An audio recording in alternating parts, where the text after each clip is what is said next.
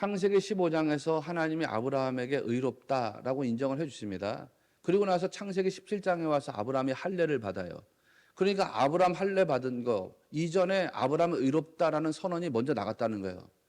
그러니 아브라함이 어떤 자격이나 공로로서 하나님께 의롭다고 인정받은 게 아니라 하나님께서 그 안에 있는 믿음을 딱 보시고 그를 의롭다 여겨주셨다는 것입니다. 아브라함에게 어떤 자격이나 노력이나 공로가 있어서가 아닙니다. 할례 이전에 뭐가 있었냐? 믿음이 있었다는 거죠. 믿음. 바울이 계속해서 그 얘기를 하는 거예요. 지난주에도 말씀드렸고 오늘도 똑같이 말하는 거예요. 13절에서도 바울은 아브라함에게 주어진 언약이 믿음으로 된 거다 이렇게 선언하죠. 14절에서는 그거를 더 강력하게 말한단 말이에요. 14절을 보면 만일 율법에 속한 자들이 상속자이면 믿음은 헛것이 되고 약속은 파기되었느니라 이렇게 말씀이 나가요. 구원이 뭐냐? 율법으로 되는 거냐? 아니라는 거죠. 그러면 약속은 깨지는 거라는 거예요. 구원이 율법으로 되면은 왜 약속이 깨지냐? 우리가 율법 만족을 못 시키니까. 우리가 모든 율법을 만족시킨다 하더라도 그 중에 한 가지를 범하면 범죄자라는 거 아닙니까? 야고보서가 그거를 증거하고 있잖아요. 620개의 율법 중에 모든 것을 다 만족시켜도 한 가지를 어기면 범죄자란 말이에요. 여러분이 세상을 온전하게 살았는데 어느 날 어쩌다가 신호 위반을 했어요. 무단 횡단을 했어요. 그러면 범죄자라 이 말이에요. 그러니 그런 율법을 만족시키지 못하는데 율법의 행위로 의로움에 도달하려고 하면 약속은 깨진다는 거예요. 왜? 우리는 율법을 만족시키지 못하니까. 하나님이 그걸 통해서 우리를 의롭다고 하는 게 아니라는 거죠. 오로지 누구를 믿는 믿음이에요? 예수님 믿는 믿음으로만 구원받고 의롭게 된다는 것을 여러분 꼭 믿으시길 축원합니다. 그러면 왜 믿음이냐? 왜 믿음? 하나님이 왜 믿음을 요구하시느냐? 하나님이 여러분에게 요구하시는 건 딱 하나입니다. 여러분에게 뭘 요구하냐면 여러분 믿음을 요구하시는 거예요. 하나님은 여러분에게 믿음을 원하시는 분인 것을 믿으시기를 바랍니다. 믿으면 차별이 없어요. 내가 믿는데 어떤 조건을 가져야 됩니까? 내가 무슨 돈이 100억이 있고 10억이 있고 1조가 있어야지 믿을 수 있는 겁니까? 아니요. 없어도 믿을 수 있어요. 돈이 있어야 믿어집니까? 아니면 무슨 건강이 있어야 믿어집니까? 아니면 권세가 있어야 믿어집니까? 아, 내가 어느 사회적 지위로 올라가야지 그때부터 믿을 수 있는 거지.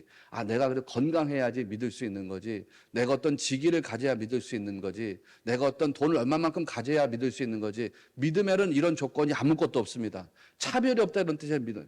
건강한 사람이나 건강하지 않은 사람이나 그냥 하나님을 믿기로 작정하면 믿어지는 것입니다.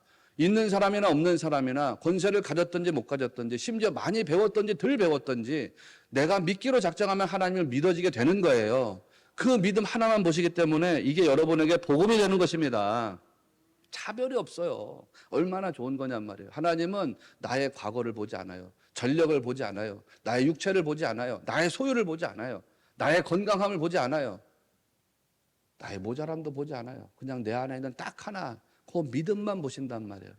그러니 믿음이 있으면 하나님 나라의 자녀가 되고 믿음이 있으면 하나님께 영광과 기쁨이 되는 줄을 믿으시기를 축원합니다. 그런데 있잖아요. 누구를 믿어야 되느냐 이게 중요하단 말이에요. 믿음도 누구를 믿어야 되느냐. 우리는 다 누구를 믿어야 한다고 생각합니까? 예수님. 그렇습니다. 누구를 믿어야 되느냐. 믿음이라는 걸 하나님이 요구하시는데 그렇기 때문에 우리가 믿음을 가져야 되는데 그러면 어떤 대상 무엇을 믿어야 되느냐. 예수님이에요. 왜 예수님을 믿어야 됩니까? 예수님이 죽음을 정복하셨기 때문입니다. 우리가 이 주제를 여러 번 다뤘죠. 그렇기 때문에 예수님만이 유일한 구원의 통로가 되시는 거예요. 복음이라고 하는 것은 예수님이 구원의 유일한 통로가 되신다라는 전제로부터 출발합니다. 다른 이로서는 안 되는 거예요. 오로지 예수님을 통해서만 구원에 도달할 수 있다는 거 꼭 믿으셔야 됩니다. 인간에게는요, 절대로 극복할 수 없는 한계가 있습니다. 사람에게는 절대로 극복되지 못하는 한계가 있어요. 그 한계가 뭐예요? 죽음이에요. 누구도 죽음이라고 하는 한계를 넘어설 수가 없습니다. 어떤 사람도 죽음이라고 하는 한계를 극복할 수가 없습니다. 그런데 이 죽음이라고 하는 문제가 무엇 때문에 들어왔다고 그랬습니까? 죄. 죄의 삭은 사망이다. 죄로 인해서 죽음이 들어왔습니다. 그래서 인간은 죽음을 넘어설 수도 없을 뿐만 아니라 죄를 넘어설 수도 없습니다. 죄를 넘어서는 인간이 있다 그러면 그는 사망에서 자유한 인간이 되는 거예요. 그러나 인간은 죄를 넘어설 수가 없어요. 스스로는. 그렇기 때문에 다 사망의 문을 통과해야 돼요. 이거를 법률적으로 시행하는 나라들이 있어요. 예를 들어서 인간이 가지고 있는 죄의 무게가 너무 무겁기 때문에 자기 인생을 다 갖다 바쳐도 그 죄의 무게를 갚을 수 없다고 그렇게 선고를 내리는 나라들이 몇 군데 있단 말이에요. 몇 군데인지는 정확히 모르겠지만. 예를 들면 당신은 형량이 너무 무겁기 때문에 당신의 생명으로 갚아야 되겠습니다. 라고 뭐 사형을 선고하는 나라가 있어요. 당신은 종신형을 살아야 되겠습니다. 죽을 때까지 감옥에서 죗값을 치르십시오. 그런 나라들이 있어요. 어느 나라들 보면 당신은 당신의 생명으로 다 그 무거운 형벌을 다 갚을 수가 없습니다. 그렇기 때문에 당신에게 430년형을 선고합니다. 이런 나라들이 있어요. 자기가 지은 죄의 무게를 자기 인생을 다 들여서도 갚을 수 없다는 거예요. 그만큼 무거운 죄값을 지고 사는 형벌자들이 있다는 거거든요. 하나님 보실 때 인간의 죄가 그렇게 무겁다는 거거든요. 그래서 사람은 죄를 극복할 수도 없고 죽음을 넘어설 수도 없어요. 자기 스스로는. 그렇기 때문에 누구도 이전까지는 죽음을 정복한 사람이 없었던 거예요. 죽음을 정복한 사람이 없었다라고 하는 것은 무슨 뜻이에요? 죽음을 정복하지 못했다는 것은 죄를 이기지 못했다는 뜻입니다. 죄를 이기지 못했기 때문에 사망에 다 죽임 바 되었다는 거예요. 부처도 마호메트도 공자도 맹자도 죄를 이기지 못했다는 거예요. 그래서 죽음을 정복하지 못한 거예요. 그들이 다 무덤 속으로 들어간 것입니다. 그런데 무덤 속으로 들어갔다가 무덤을 열고 나오신 분이 있잖아요. 죽음을 정복하신 분이 있어요. 그분이 누구세요? 예수님입니다. 그렇습니다. 죽음을 정복했다는 것은 무슨 뜻이냐면 죄를 이기셨다는 뜻입니다. 그래서 성경은 예수님을 말씀할 때 그저 죽음을 정복하셨다라고만 표현하지 않고 죄와 사망을 이기셨다 이렇게 표현하는 거예요. 왜? 죽음을 정복했다는 것이 죄를 이겼다는 뜻이니까요. 그래서 성경은 죄와 사망을 이기신 예수님을 뭐라고 표현했냐면 잠자는 자들의 첫 열매다 이렇게 표현했습니다. 예수님이 부활의 첫 열매가 되신다. 여러 번 말씀드렸죠. 예수님 이전에는 죽었다 다시 살아난 사람이 없습니다. 아니요. 목사님 예수님 이전에 죽었다 살아난 사람들이 있는데요. 엘리야 시대 엘리사 시대에 죽었다 살아난 사람이 있는데요. 예수님이 회당장 야이로의 딸도 살려주시고 나사로도 죽었다가 살아났는데요. 그러나 그 사람들의 삶은 죽음을 정복한 것이 아니라고 했습니다. 그렇기 때문에 그들은 진정한 부활의 첫 열매가 아니라고 했습니다. 왜 그렇습니까? 구약이든 신약이든 예수님 이전에 죽었던 사람들은 죽었다가 잠깐 살아났지만 다시 죽었기 때문입니다. 부활의 진정한 의미는 뭐라 그랬습니까? 죽었다 다시 살아나서 죽음을 정복하고 영원토록 살아나시는 것이 부활의 진정한 의미라고 했습니다. 예수님만이 죽음 속에서 죽음의 문을 열고 나오셔서 다시 살아나 영원토록 죽지 않고 하늘로 올라가셔서 하나님과 함께 지금도 우리와 함께 영원토록 살아계시는 분인 것을 꼭 믿으시기를 축원합니다. 그래서 부활의 첫 열매인 거예요. 부활은 그런 거거든요. 에녹도 죽음을 맛보지 않지 않았습니까? 그렇습니다. 여러분에게 설명했지만 에녹은 하늘로 올라갔습니다. 그러나 그는 죽음을 통과하지 않고 그냥 하늘로 올라갔습니다. 엘리야도 죽음을 통과하지 않고 그냥 하늘로 올라갔습니다. 그렇기 때문에 죽음을 정복한 것이 아닙니다. 예수님만이 죽음을 지나서 다시 부활하시고 하늘로 올라가셔서 영원토록 살아계신 분이 되신 거예요. 어떤 인간, 어떤 철학, 어떤 종교로도 이 죄와 사망의 문제를 해결할 수가 없습니다. 그런데 그걸 누가 해결하셨냐? 구주 예수님이 해결하셨다는 것을 믿으셔야 됩니다. 그래서 예수님이 우리를 구원하시는 구세주가 되는 거예요. 여러분, 사람들마다 언어가 다르고 표현이 다릅니다. 사람들마다 생각이 다르고 느낌이 다를 수 있습니다. 예수님에 대해서도 히브리 말로는 요수아라고 하고 헬란 말로는 예수스라고 하고 영어로는 지저스라고 하고 우리말로는 예수라고 합니다. 이렇게 표현이 다르고 생각이 다를 수 있어요. 느낌이 다를 수 있어요. 그런데 표현은 각각이라도 하더라도 믿음의 대상이 달라지면 안 돼요. 믿음의 대상은 딱 하나. 오직 누구를 향해서 가야 됩니까? 예수님. 구주 예수님을 향해서 우리의 믿음이 흘러가야 된다는 것을 꼭 기억하시기를 축원합니다. 아브라함이 하나님 말씀을 듣고 난 다음부터 자기 인생을 하나님께 다 던졌습니다. 자기 인생을 하나님께 맡겼습니다. 이전까지는 자기 판단대로 살았습니다. 이전까지는 자기 판단에 따라서 자기 생각에 따라서 자기 경험에 따라서 살았습니다. 그런데 말씀을 들은 후부터 달라졌습니다. 아브라함이 하나님 말씀을 듣고 난 다음에 세상에 대한 믿음을 버렸습니다. 사람에 대한 믿음을 버렸습니다. 심지어는 자기 자신에 대한 믿음도 버렸습니다. 오로지 누구만 붙잡냐면 하나님만 붙잡고 하나님 바라보고 하나님 신뢰하면서 살았습니다. 17절을 보십시오. 17절을 보면 그가 믿은 바 하나님은 죽은 자를 살리시며 없는 것을 있는 것으로 부르시는 이시니라 이렇게 말씀하고 있잖아요. 아브라함이 하나님을 이렇게 믿었다는 거예요. 하나님은 죽은 자를 살리시며 없는 것을 있는 것 같이 부르시는 하나님이다. 이렇게 믿었다는 거예요. 여러분 믿으십니까? 정말 아멘입니까? 하나님은 죽은 자를 살리시는 하나님이라고 믿었다는 거 아닙니까?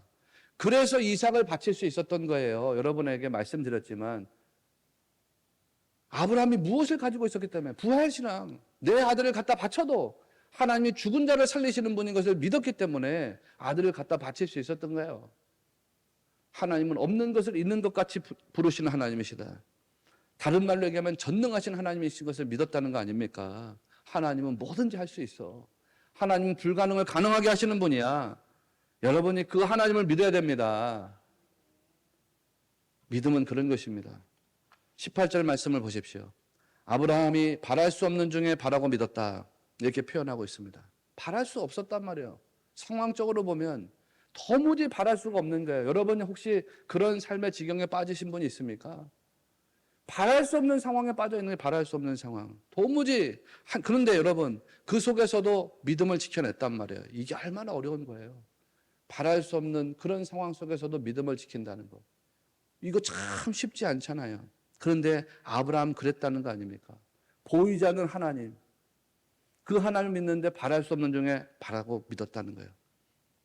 믿음도 어떻게 믿느냐가 중요해요. 어떻게 믿느냐. 아브라함은 도무지 이 믿음이 생길 것 같지 않은 상태에서 하나님을 믿었다는 겁니다. 믿음이 생기지 않을 것 같은. 그러면 어떻게 그렇게 믿을 수가 있었을까? 이게 자기 판단으로는 그렇게 믿을 수가 없어요. 여러분이 가진 이성으로는 이게 안 돼요. 여러분의 어떤 경험이나 이성이나 판단이나 계산으로는 이 믿음이 나타날 수가 없습니다. 자기를 보고 자기를 의지하고 자기를 주장하면 이 믿음이 안 돼요. 그러니까 19절 말씀에 뭐라고 되어 있습니까? 19절을 보십시오.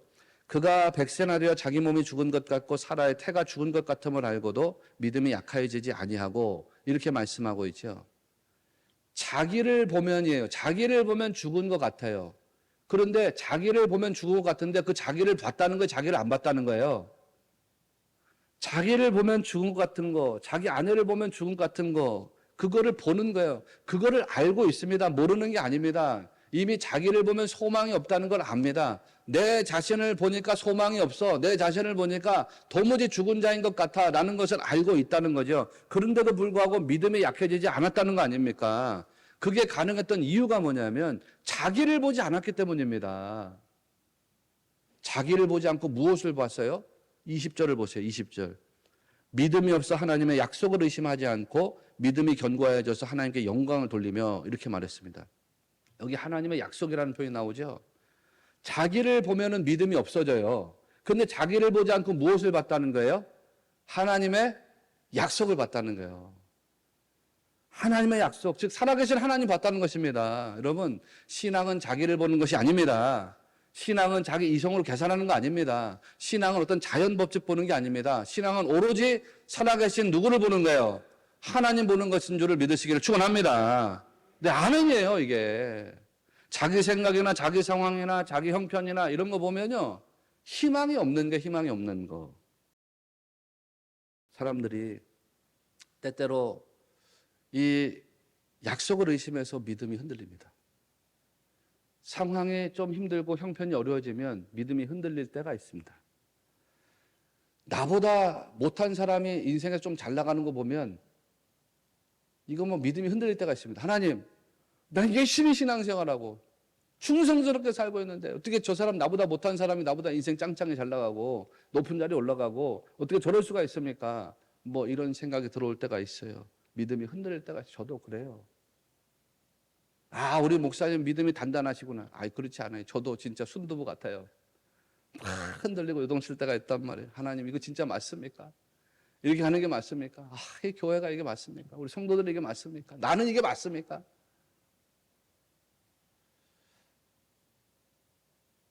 그렇게 자꾸 나를 보고 내 형편을 보고 내 상황을 보면 믿음이 흔들려요. 자기를 보면 죽은 것 같아요. 아브라함도 그랬어요. 그러나 자기를 보지 않고 문제를 보지 않고 상황 보지 않고 형편 보지 않고 누구를 봤습니까? 하나님 본 거예요. 그래서 이겨내는 거예요. 여러분도 믿음이 흔들리려고 할 때 전능하신 하나님 더 바라보는 성도 되시기를 축원합니다. 그러면 역사하신다. 그걸 믿어야 됩니다.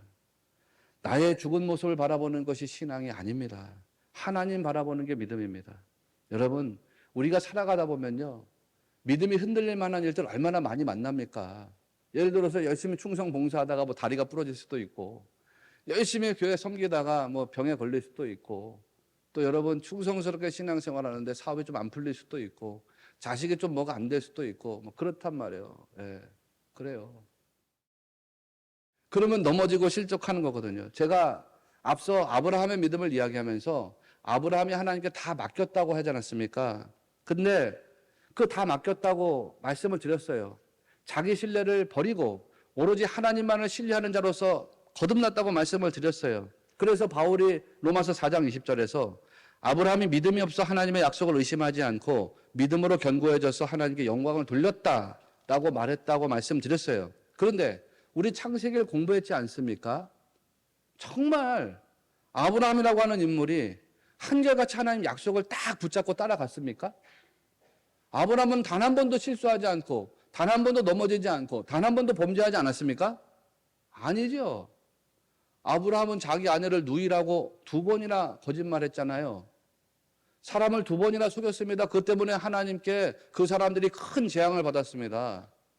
애굽의 바로왕이 그랬고 아비멜렉이 그랬습니다. 하나님의 약속을 따라가면서 넘어지거나 실족하지 않은 적이 없었던 게 아닙니다. 때로는 실수도 하고 넘어지기도 했습니다. 그러니까 오늘 우리가 말씀에서 정말 주목해야 되는 구절이 뭐냐면 19절입니다. 19절. 여러분 19절을 잘 보십시오. 19절이 어떻게 시작하고 있는지를 주목해서 보시라고요. 19절을 보면 그가 100세나 되어 라는 말로 시작하고 있어요. 100세나 되어. 지금 바울이 뭘 얘기하고 있는 거냐면 아브라함이 100세가 되었을 때 믿음을 이야기하는 거예요. 이거 우리가 분명히 하고 가시자고요. 아브라함이 100세가 되었을 때 믿음이 단단해졌다는 겁니다. 단단해졌다는 거. 그전에 그렇지 않았어요. 그전에는 넘어지기도 했어요. 물론 열심히 순종하고 따라갔지만요. 그전에는 넘어지기도 하고 쓰러지기도 하고 실수하기도 하고 그랬단 말이죠. 그런데 100세가 되었을 때는 그 믿음이 단단해졌다는 것입니다. 반석같이 됐다는 것입니다. 그래서 100세가 되었을 때는요. 하나님 약속에 대해서 의심하지 않았다는 거예요.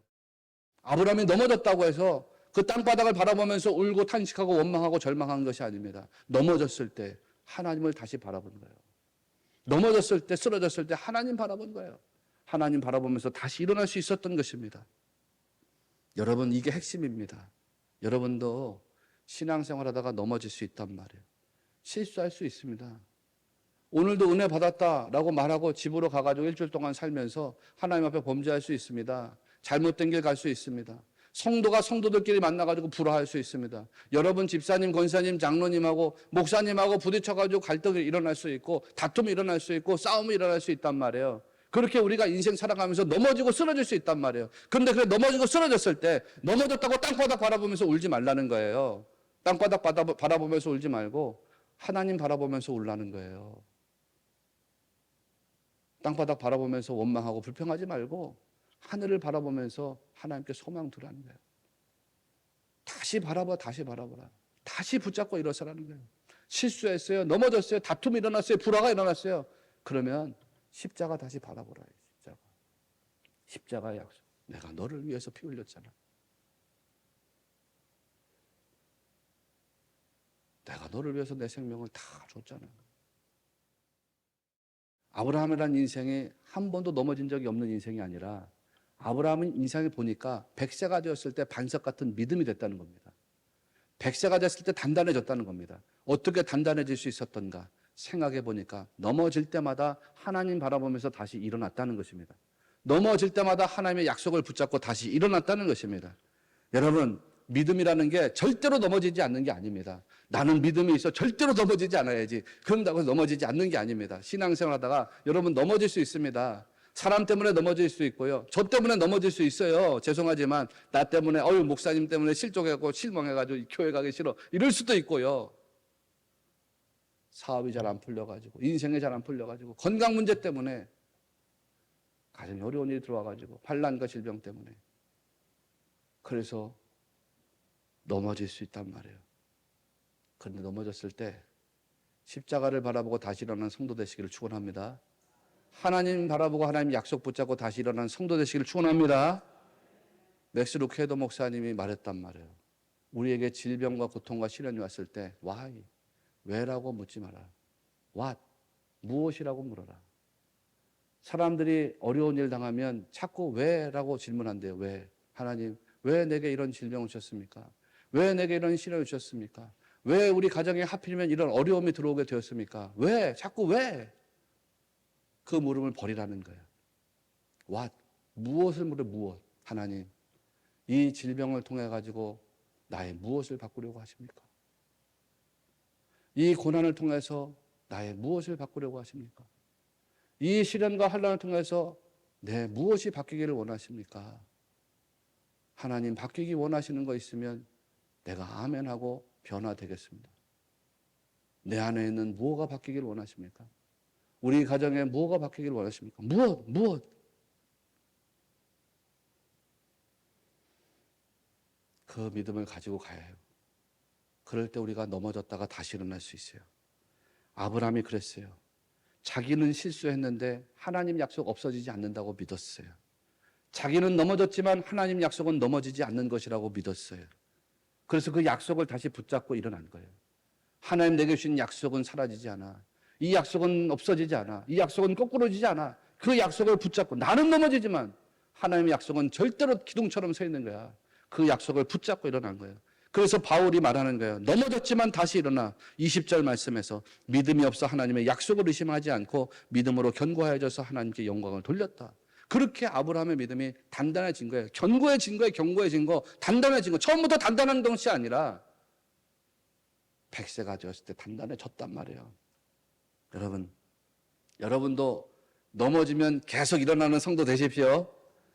시련과 환난 이까지고 하나님 이거를 통해서 나를 바꾸시고 변화시키길 원하신다면 나는 바뀌겠습니다. 변화되면 하나님 축복하실 줄로 믿고 그 변화 감하게 받아들이겠습니다. 하나님 축복의 통로가 되겠습니다. 기도하면서 하나님께 결단하고 그렇게 승리하는 성도로 살게 되시기를 축원합니다. 잠언서 24장 16절 말씀을 잘 묵상해 보세요. 대저 의인은 7번 넘어질지라도 대저 의인은 한 번도 넘어지지 않는다 라고 표현하지 않고 대저 의인은 7번 넘어질지라도 이렇게 표현하고 있어요. 그런데 그 다음 말씀이 뭐예요? 대저 의인은 7번 넘어질지라도 다시 일어나려니와. 넘어져도 다시 일어난다. 믿음은 넘어지지 않는 것이 아닙니다. 넘어질 수 있습니다. 그러나 십자가를 보고 하나님의 약속을 붙잡고 다시 일어나는 것이 믿음인 줄을 기억하시기 바랍니다. 아브라함이 그랬어요.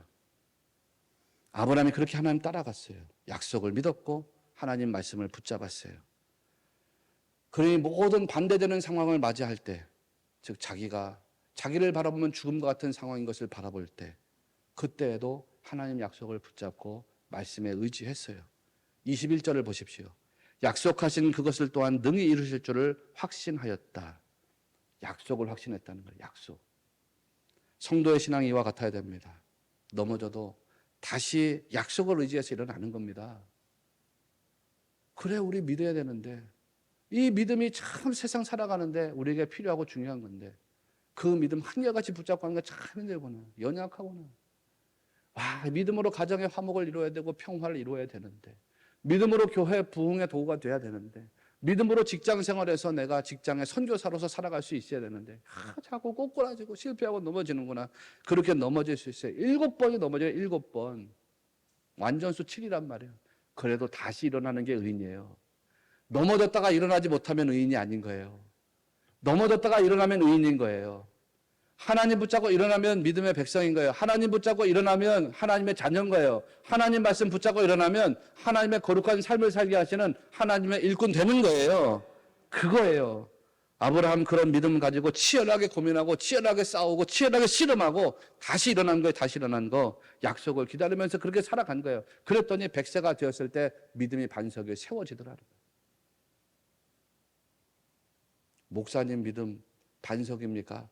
그렇게 묻지 마세요. 내 믿음도 순두부. 나도 이랬다 저랬다 막 그래요. 여러분도 그럴 거예요. 그러나 우리 넘어지고 쓰러진다 하더라도 땅바닥 바닥 바라보면서 울지 말자고요. 넘어지고 쓰러졌을 때 하늘 위를 바라보면서 하나님 바라보면서 기도하고 눈물 흘리고 그 하나님 손 붙잡고 다시 일어나는 성도 되시기를 주의 이름으로 축원합니다.